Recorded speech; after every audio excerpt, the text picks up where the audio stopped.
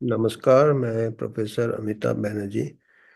आज हम एक मुद्दे पे बात करेंगे जो अभी थोड़े दिन पहले कभी हाँ कभी ना आ रहा है कि कंबाइंड डिग्री कोर्स एमबीबीएस और बीएएमएस आयुर्वेदा, ये मई जून इस साल Pratap Rao Jadhav, ministry of health and Ayush, minister of state शायद, जिपमर पौंडीचेरी के कैंपस में उन्होंने अनाउंस किया था कि जिपमर में एक कंबाइंड इंटीग्रेटेड मेडिकल कोर्स होगा जो कि 5.5 साल का होगा। 1 साल बढ़ा दिया। एमबीबीएस 4.5 साल का होता है, आयुर्वेद 4.5 साल का होता है। और ये इंटीग्रेटेड कोर्स 5.5 साल का होगा और इस कोर्स के बाद डबल डिग्री दिया जाएगा। बीएएमएस और एमबीबीएस, 2 डिग्री दिया जाएगा। तो इस पे काफी विवाद हुआ इस पे। एक तो आईएमए ने विवाद ये किया, अपना असंतुष्टि बताया कि इससे ऐसा नहीं हो सकता है, इससे अच्छे डॉक्टर नहीं बनेंगे, इसमें काफी कमियां हैं इस प्रपोजल में। दूसरा, कोई आरटीआई भी डाला, राइट टू इंफॉर्मेशन किसी ने डाला, पता करने के लिए भी किसने इसको प्रपोज किया, कैसे। तो कोई औरोबिलो फाउंडेशन है, उन्होंने ये शायद सिलेबस बनाया है या प्रपोजल बनाया है। और कई इसमें कमियां पाई गई कि काफ़ी कुछ कोलैबोरेशन नहीं हुआ नेशनल मेडिकल कमीशन से, ना आयुष से।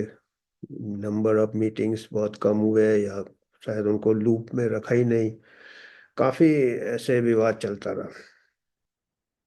और न्यूज़ पेपर में भी आ गया था, मेन स्ट्रीम मीडिया में, कि कोर्स जिपमर में होगा, एमबीबीएस और बीएमएस। उसके बाद कुछ दिन पहले अभी जिपमर ने स्टेटमेंट दिया कि ऐसा कोई कोर्स चालू नहीं हो रहा।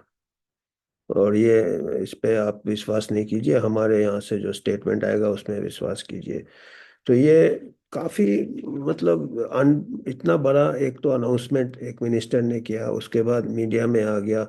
उसके बाद जब आईएमए ने खेत इसका विरोध किया, आरटीआई डाला, तब जिपमर इनकार कर दिया।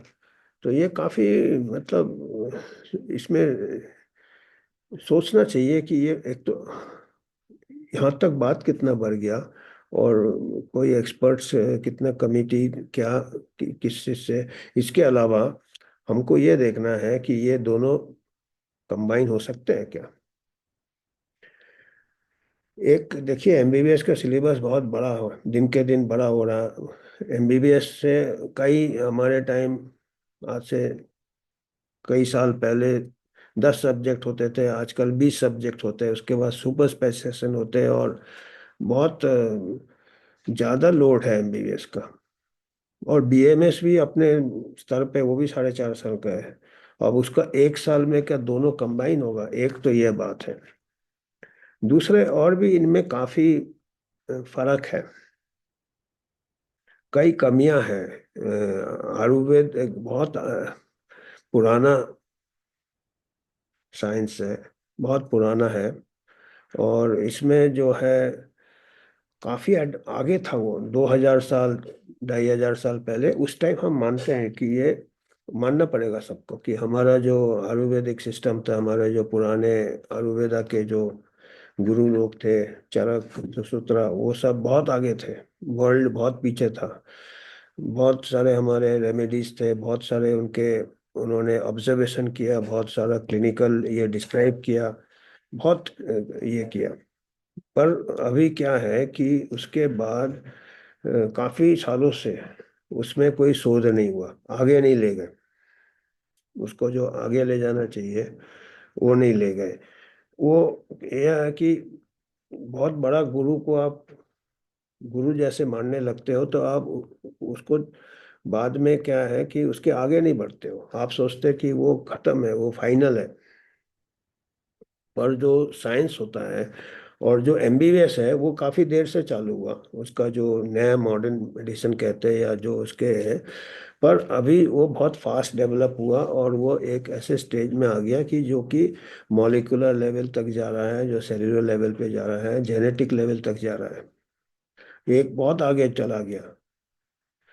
और क्यों आगे गया? क्योंकि वो ओपन था, वो ओपन टू साइंस, कि पुराने जो भी प्रिंसिपल्स थे वो जैसे नए सबूत आए, एविडेंस आए, पुराने वो ऐड ऑन होते गए। पर आयुर्वेदिक ने ये गलती किया कि वो आगे नहीं बढ़े, वो उसी में रुक गए, समय रुक गया उनका। और जो मैं कह रहा था, जो सुश्रुतरा और चरक और जो भी इनके बड़े जो ये थे, तो वो उनके पास उस टाइम में उनके पास बहुत ज़्यादा ऑब्जर्वेशन था, बहुत विद्वान हम कहेंगे। और उनका जो समझने की शक्ति है, देख के उस टाइम उन्होंने कुछ थ्योरीज बनाए थे। पर उनके पास मॉडर्न मेथड्स नहीं थे, उनके पास ना माइक्रोस्कोप था, ना उनके पास कोई सेलुलर इलेक्ट्रॉन माइक्रोस्कोप था, ना उनके पास जेनेटिक था। अभी के साधन नहीं थे। तो अभी जो है, अभी जो आयुर्वेद में आगे का रिसर्च करने से जो पुराने जो है आयुर्वेद के प्रैक्टिशनर, वो इनकार करते हैं। उनका मानना है कि उन्होंने सब कर दिया था, उसके आगे कुछ नहीं है। ऐसा नहीं होता साइंस। आयुर्वेद में बहुत अच्छे अच्छे चीज है जिसमें आगे साइंस से मांगता है, आगे एविडेंस मांगता है, उसमें रिसर्च मांगता है, उसको मॉडर्न साइंस के साथ इंटीग्रेट करना है। अभी आप कई चीजें ऐसे आयुर्वेदा में हैं, ये मैं कई सालों से, मैं 4-5 साल से मैं एक बहुत बड़े स्कॉलर है आयुर्वेदा के, रीबिल्डिंग आयुर्वेदा, जीएल कृष्णा, इनके मैं काफी लेख पढ़ रहा हूँ। ये टॉपर थे अपने आयुर्वेद, इनको बहुत इच्छा था आयुर्वेद करने के लिए। ये आयुर्वेद में बीएमएस में टॉपर थे। पर जब ये पोस्ट ग्रेजुएट करने गए आयुर्वेद में, तब उनको लगा कि काफी जगह रुक गया है आयुर्वेदा। और अभी कई पुराने जो थ्योरीज हैं जो कि अभी के साइंस में वो संभव नहीं है, वो उसका कोई मतलब नहीं है अभी के साइंस में उसको। कई चीजें हैं जो उस टाइम सीमा सीमित थे उन लोग, उनके पास नहीं। पर अभी के जो साइंस है, बायोलॉजी है, दूसरी केमिस्ट्री है, जैसे उसमें वो बिल्कुल कंट्राडिक्ट करते हैं एक दूसरे को। अभी का जो नॉर्मल साइंस है, हम बायोलॉजी या एनाटॉमी, फिजियोलॉजी, इवन एनाटॉमी में भी या फिजियोलॉजी में भी जो आयुर्वेद में है, उन टाइम का दिया है, यूरिन ब्लैडर में जाता है, इंटेस्टाइन से छोटे छोटे ट्यूब जाते हैं, ये जाते हैं। तो वो इस टाइप के कई पुराने कहीं कहीं है।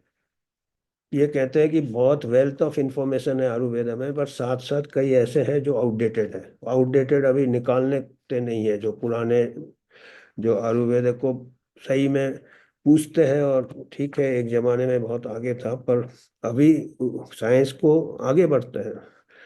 ग्रीक हिपोक्रेटिस के टाइम से भी मॉडर्न मेडिसिन चालू हुआ, जो वेस्टर्न मेडिसिन। पर जैसे जैसे एडवांस हुए हैं वैसे वैसे पुराने इसको छोड़ के आगे निकले हैं। उसमें भी ब्लैक बाइल, ये बाइल था, जैसे इसमें ट्राइडोसा थियोरी है, कापा पीता, ये है। वो कहते हैं कि वो उस टाइम के लिए ठीक था एक प्रकार से, थियोरेटिकल है। पर उसका भी प्रैक्टिकल ये कितना है, उसको ऊपर शोध मांगता है। तो कई ऐसे कंट्राडिक्शंस है जो मॉडर्न साइंस के साथ, ये कई बहुत चीजें हैं जो बहुत काम के हैं आयुर्वेदा में। 70-80% हैंगे, 30-40% में काफी कंट्राडिक्शन है।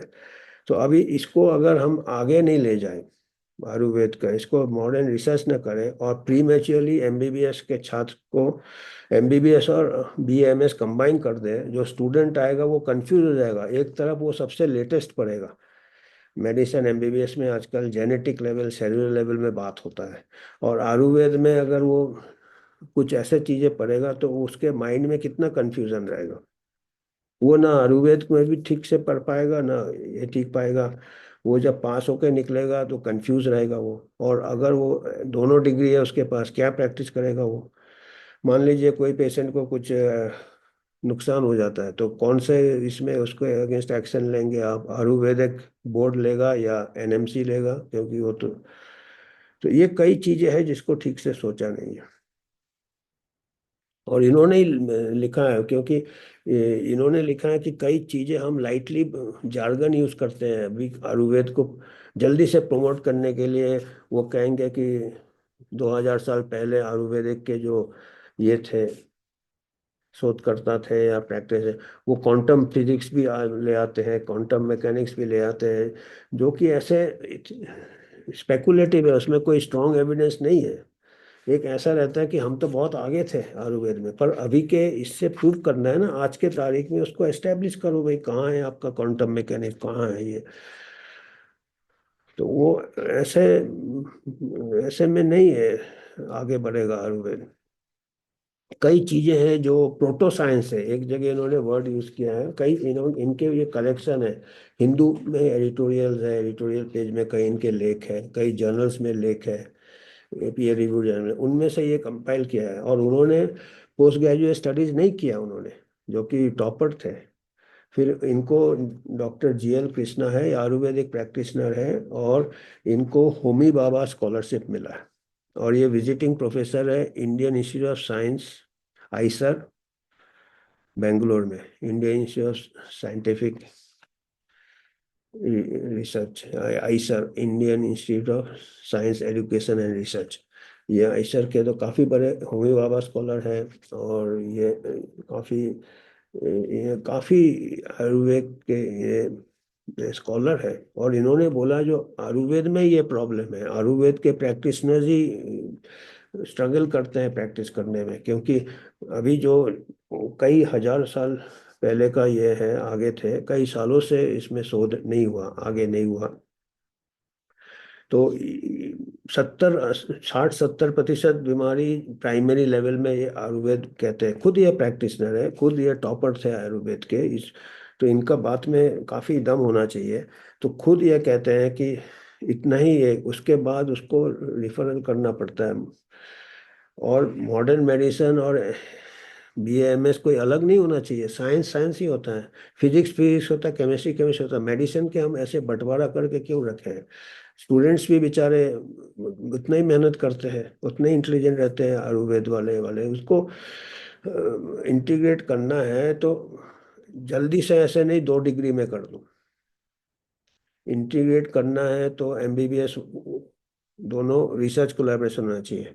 आयुर्वेद के जो ग्रेजुएट है, एमबीबीएस के ग्रेजुएट है या पोस्ट ग्रेजुएट है, they should have common research interest. जो इतने भी पुराने आयुर्वेद के जो थ्योरीज है, उनको ये करना चाहिए, टेस्ट करना चाहिए मॉडर्न साइंटिफिक मेथड से।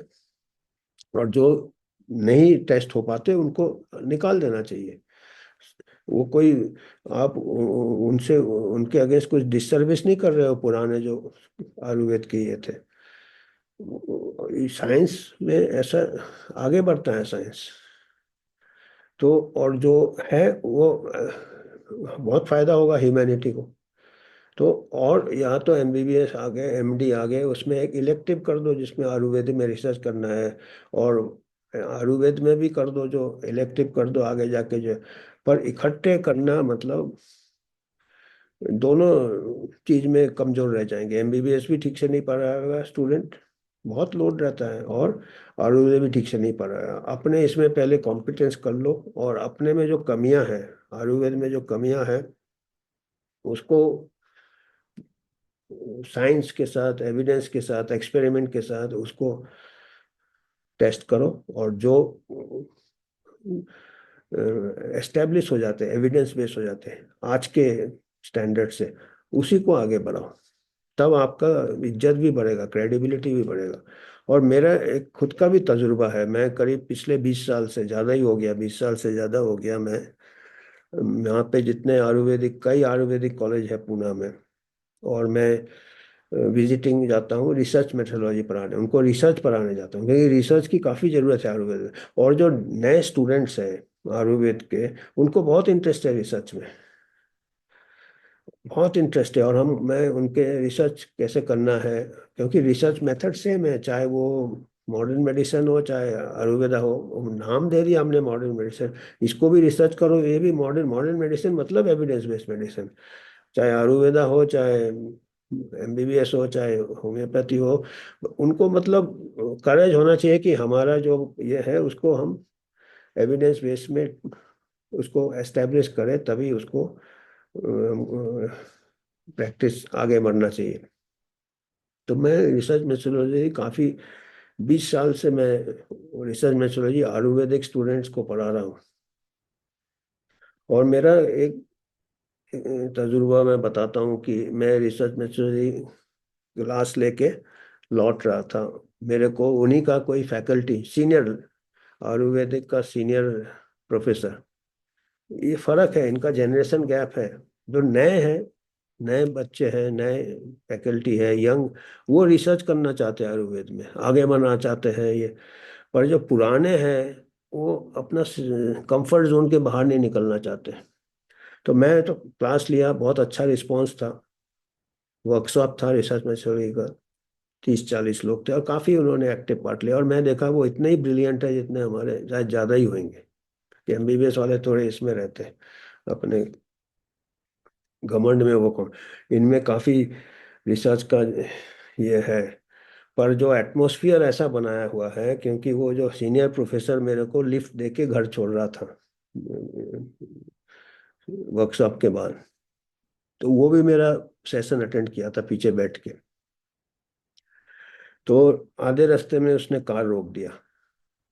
तो बोला, फिर मैं सोचा पता नहीं क्या, फिर वो मेरे से बात करने लगा। बोला, डॉक्टर साहब, आपने ये जितना मेथड पढ़ाया, रिसर्च मेथड मेथड, ये एमबीबीएस में अप्लाई होता, हमारे आयुर्वेद में अप्लाई नहीं होता।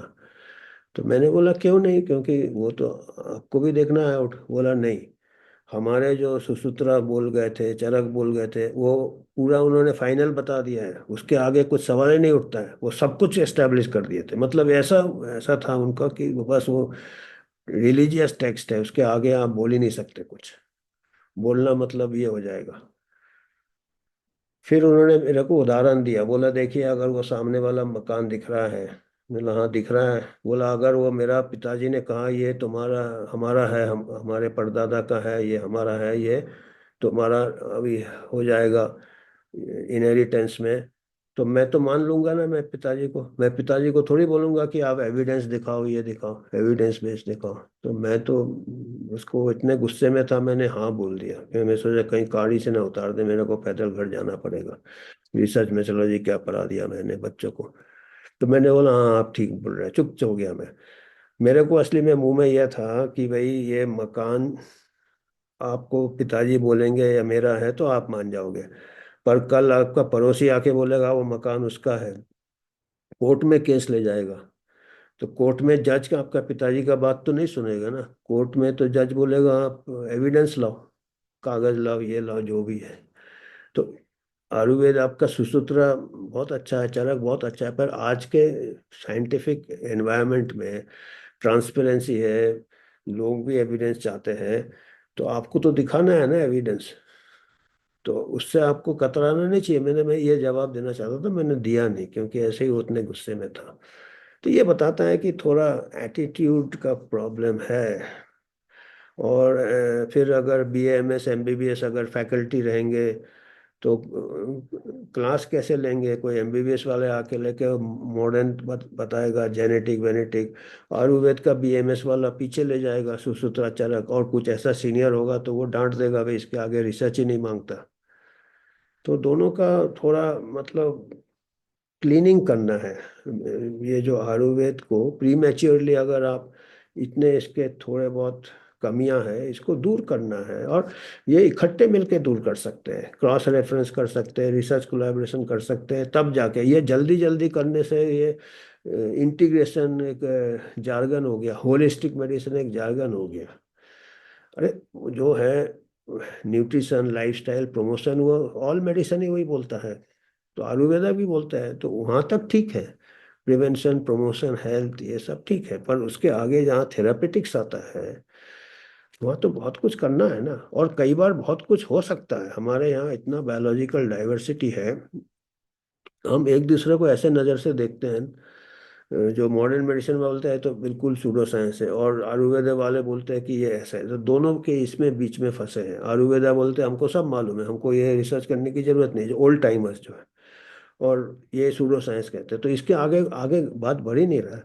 पर अगर दोनों मिलके काम करेंगे तो हो सकता बहुत बड़े आगे निकल जाए। हमारे कई ड्रग्स निकल सकते हैं जो कि प्लांट से, इतना डाइवर्सिटी है और पहले निकल चुका है। जैसे सर्पगंधा है, क्विनिन है, ये सब हर्ब से ही निकला है। सर्पगंधा आयुर्वेदा का था जो कि एंटी हाइपरटेंसिव बना। और चाइना का सबसे अच्छा भी एग्जाम्पल है, कुछ साल पहले जो सबसे स्ट्रॉन्ग आजकल एंटी मलेरियल है, फैल्सीपेरम मलेरिया में होता है, आर्टिमिसिया। आर्टिमिसिया कंपाउंड है वो, चाइनीज का 2000 साल पुराना हर्ब से बना था। वो उनका ट्रेडिशनल मेडिसिन में था, और वो जो साइंटिस्ट ने उसके ऊपर रिसर्च किया उसको नोबेल प्राइज मिला 7-8 साल पहले या 10 साल में। तो वो एक हमारे यहाँ भी उतना ही ओल्ड ये है। तो ये है, हमको ये बताना था कि ये इसके ऊपर हम थोड़ा चाहेंगे कि सब विचार करें कि फायदा नहीं हो रहा, दोनों को नुकसान होगा। आयुर्वेद को भी ऐसा प्रीमेच्योरली हम नहीं उसको, जब तक वो इंटीग्रेशन अगर रिसर्च में बाद में करें, और दोनों टाइप के साइंटिस्ट अलग अलग स्पेशलाइजेशन हो रहा है आजकल, अलग अलग हो रहा। अभी ऐसे लोड बढ़ रहा बोल के अलग हो रहा है। अभी आप पूरा का पूरा 4.5 साल और 4.5 साल करोगे तो वो कैसे कर पाएगा स्टूडेंट, और दोनों के अलग अलग अप्रोच ही अलग है दोनों। तो ये हमको कहना था, आज इतना ही कहना था हमको। धन्यवाद। सोचिए इसमें थोड़ा इनपुट देंगे तो अच्छा होगा। मेरा भी काफ़ी 20 साल से इंटरेक्शन है, और डॉक्टर GL कृष्णा के इनके काफ़ी राइटिंग्स है। अगर आप ये देखें, किताब है रीबिल्डिंग आयुर्वेदा। ये खुद बहुत बड़े स्कॉलर हैं आयुर्वेदा के, काफ़ी रेस्पेक्टेड स्कॉलर है। और ये अंदर की बात कह रहे हैं, क्योंकि मेरा कहना इतना नहीं होगा ठीक, क्योंकि मैं, पर जो ये इनके किताब से मैंने कई जो विचार बोले हैं, मोस्टली इन्हीं के किताब में ये सब दिए हैं, इनके कॉलम्स में, इनके इसमें, कि हम डीप रिसर्च नहीं करके हम जल्दी जल्दी एक प्रकार से प्रोपेगेंडा ही कर रहे हैं। धन्यवाद।